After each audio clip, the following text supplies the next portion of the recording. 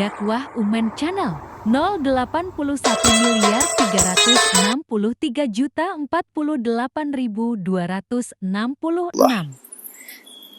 Hikmah artinya adalah rahasia kebaikan yang tersimpan di dalam nilai-nilai ibadah kurban tersebut.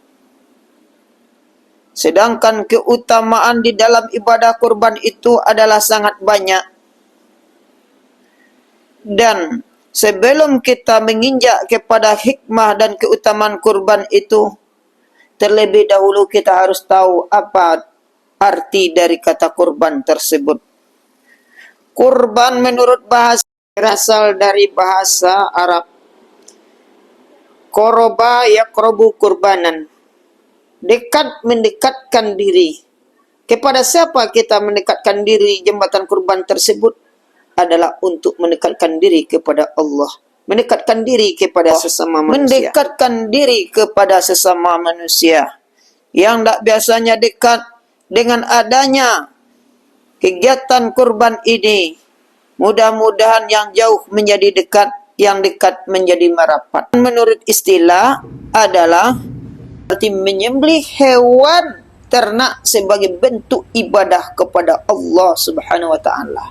Apakah kurban itu berbentuk sapi atau kambing? Nah, kapan waktunya kurban itu? Waktu pelaksanaan telah ditentukan di dalam agama Islam kita. Ibadah kurban dilaksanakan pada hari raya Idul Adha mulai tanggal 10 Zulhijjah dan 3 hari tasyrik. 11, 12, 13 Zulhijjah. Adapun jenis-jenis hewan kurban tersebut, untuk kurban adalah hewan ternak yang sehat dan tidak cacat, seperti unta, sapi, kambing, dan domba. Itu ibadah kurban tersebut. Yang pertama, mendekatkan diri kepada Allah Subhanahu wa taala melalui pengorbanan. Yang kedua, merayakan hari raya Idul Adha. Yang ketiga, menyebarkan kebaikan dan membantu fakir miskin saudara kita.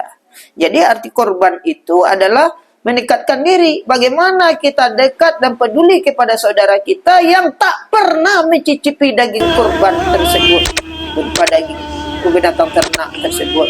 Ya, ikan asin ke ikan asin, garam ke garam, bawang ke bawang, lado ke lado, itu ke itu. Makannya sementara awak makan gulai jariang, gulai jengkol, sampai patai, sambahan lama-lama.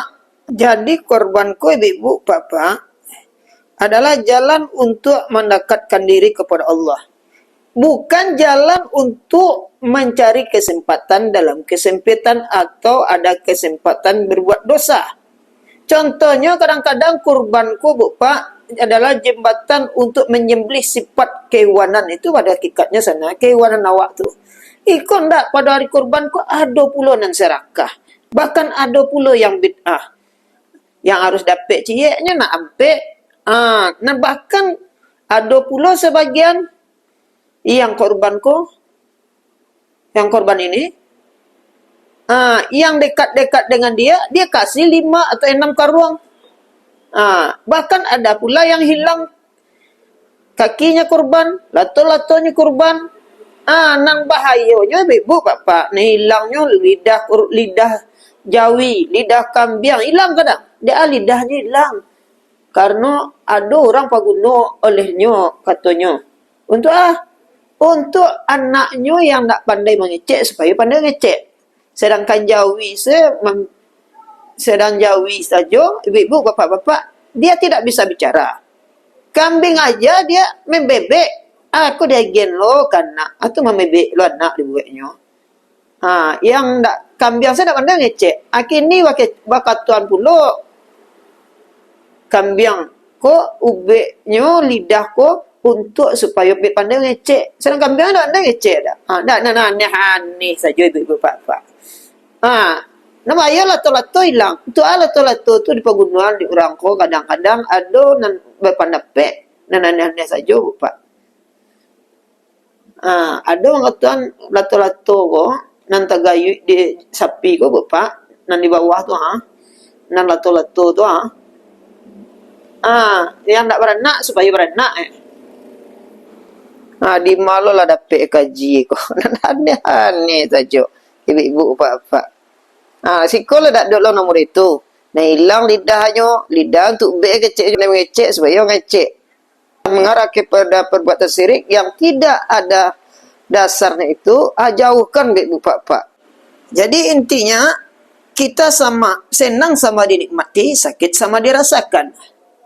Kemudian apalagi syarat-syarat hewan kurban. Syarat hewan kurban ada pula syaratnya Pak. Tidak sembarang-sembarang sudah, tidak sembarang kanai sudah. Yang pertama harus sehat dan tidak cacat. Tidak ada dikuruk, tidak ada dikudis, tidak ada peta-peta di dalam dadonya, tidak punya bapak nyaki hewan itu. Kemudian yang kedua memenuhi syarat umur minimal. Yang ketiga sapi atau kerbau minimal 2 tahun. Unta minimal 5 tahun. Kemudian kambing atau domba minimal 1 tahun. Dah ada ketentuan dalam agama Islam. Kemudian tata cara kurban. Ada pula tata caranya ibu bapak. Satu, menyembelih hewan kurban dengan niat yang tulus dan sesuai dengan syariat Islam. Yang kedua, memastikan hewan kurban sehat dan tidak cacat. Yang ketiga, membagikan daging kurban kepada fakir miskin, keluarga dan tetangga. Ratu bagiannya bu pak. Jangan di sana awak saya kok pengurus dan sana pengurus saya banyak di bagian 3 sampai sementara orang tidak pernah makan daging kurban, tasalik di satu kampung, tidak menjadi perhatian.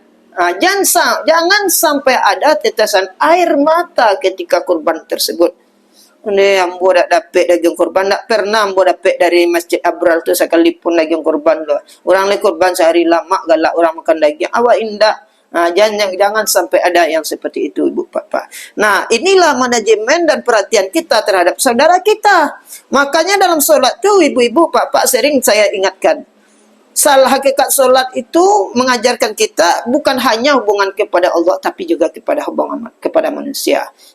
Akhir solat itu ada makna yang tersirat. Salam ke kanan, salam ke kiri. Artinya malenggong awak ke tetangga kanan, tetangga kiri awak. Lebih-lebih di saat hari baik, hari-hari besar Islam itu sengaja diliburkan kegiatan puasa. Kenapa? Untuk saudara kita bisa menikmati makan bersama dengan kita, menikmati daging kurban, galak sama dinikmati, rusuk sama dirasui. Itu awak bak candu, tangan kanan jo tangan kiri. Jangan pilih-pilih. Nah, inilah kurban tersebut juga merajut silaturahim yang sangat baik. Ada nilai tarbiyatu ijtimaiyahnya. Ada nilai unsur firman Allah dalam Al-Hajj ayat 34 surat ke-22. A'udzubillahi minasyaitonirrajim. Bismillahirrahmanirrahim.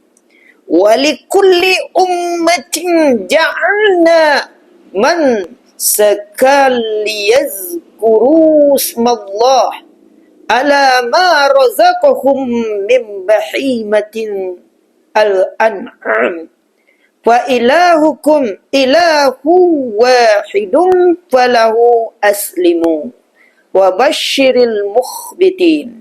Shadaqallahul azim. Yang artinya, dan bagi setiap umat telah kami syariatkan penyembelihan kurban agar mereka menyebut nama Allah atas rezeki yang dikaruniakan Allah kepada mereka berupa hewan ternak. Maka Tuhanmu ialah Tuhan yang Maha Esa. Karena itu berserah dirilah kamu kepadanya. Dan sampaikanlah Muhammad kabar gembira ini kepada orang yang tunduk dan patuh kepada Allah. Kemudian firman Allah lagi dalam surat Al-Kautsar, A'udzubillahi minasyaitonirrajim.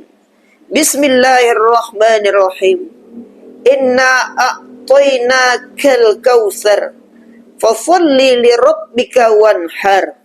Inna syani'aka huwal abtar. Shadaqallahul azim. Yang artinya, bahwa sesungguhnya kami telah memberimu nikmat yang banyak. Lirabbika wanhar. Maka laksanakanlah solat karena Tuhanmu. Maka laksanakanlah solat karena Tuhanmu dan berkurbanlah. Inna syani'aka huwal abtar. Sesungguhnya orang-orang yang membencimu, dialah yang terputus dari rahmat Allah. Maha benar Allah dengan segala. Kaum muslimat rahimakumullah.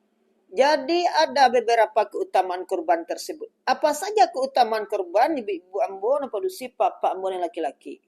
Yang pertama, amal yang paling dicintai oleh Allah di hari raya Idul Adha adalah menyebutkan bahwa tidak ada amalan yang lebih dicintai Allah pada hari itu selain menyembelih hewan kurban.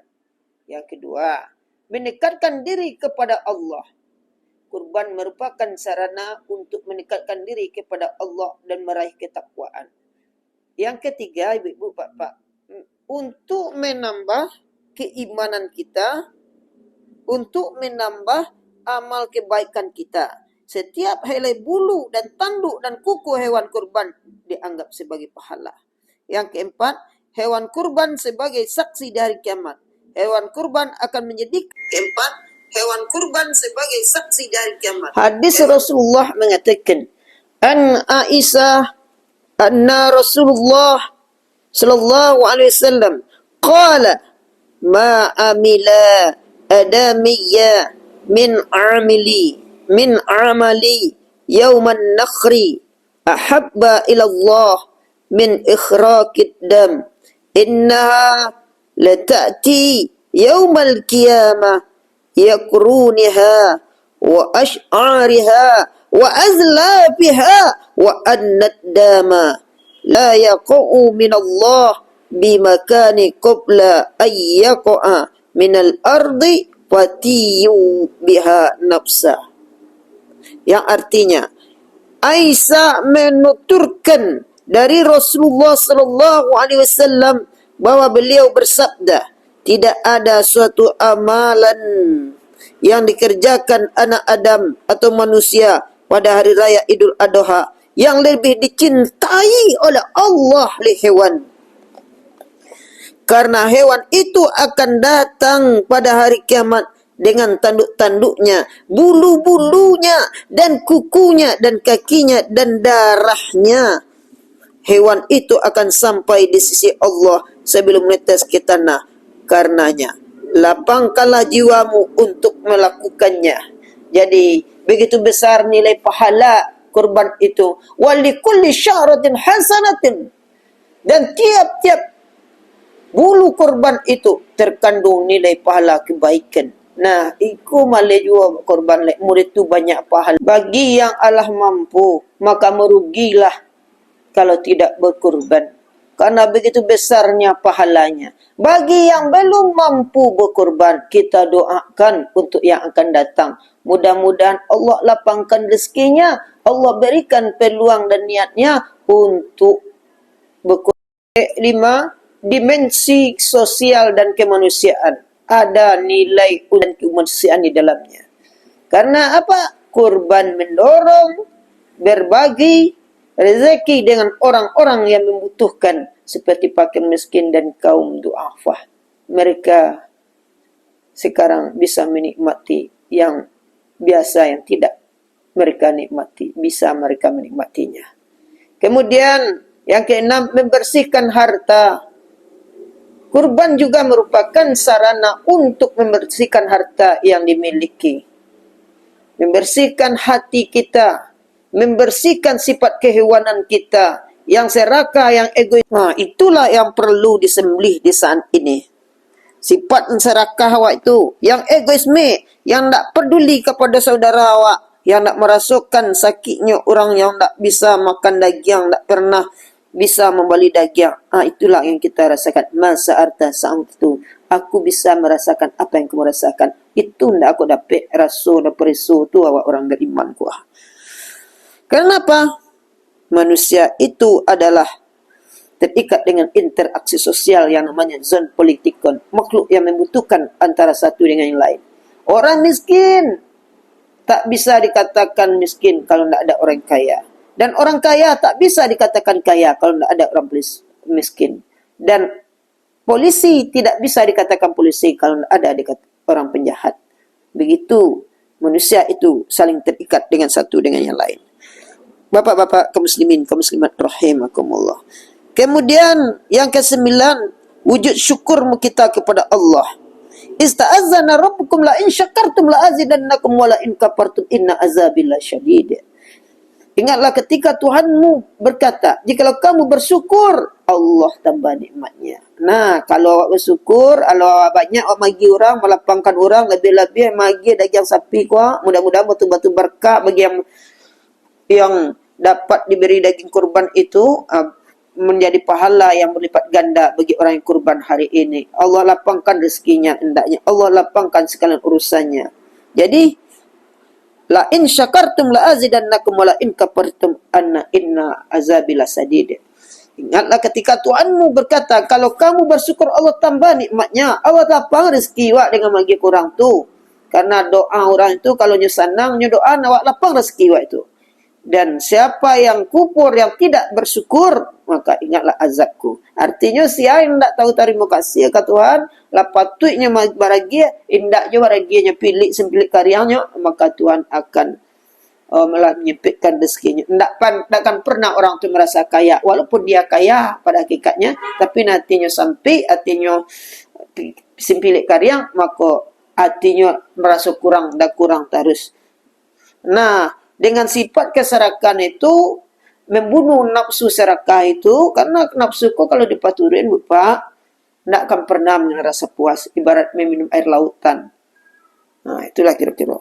Kemudian yang ke-10, menghidupkan sunnah Nabi Ibrahim alaihissalam.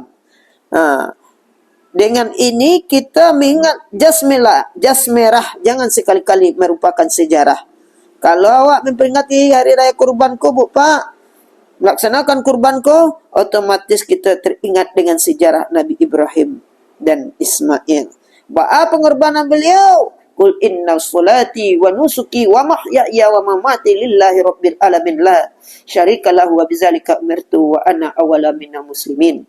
Jadi dalam surat Al-An'am ayat 162 itu katakanlah, Inna solati, sesungguhnya solatku, ibadahku, hidupnya, matiku, kata Nabi Ibrahim, sesungguhnya untuk Allah Tuhan semesta alam. Karenanya tahu hakikat hidupku adalah titipan Allah, harta yang diberikanku adalah titipan Allah. Oleh karena itu beliau kembalikan dengan hati yang ikhlas kepada Allah.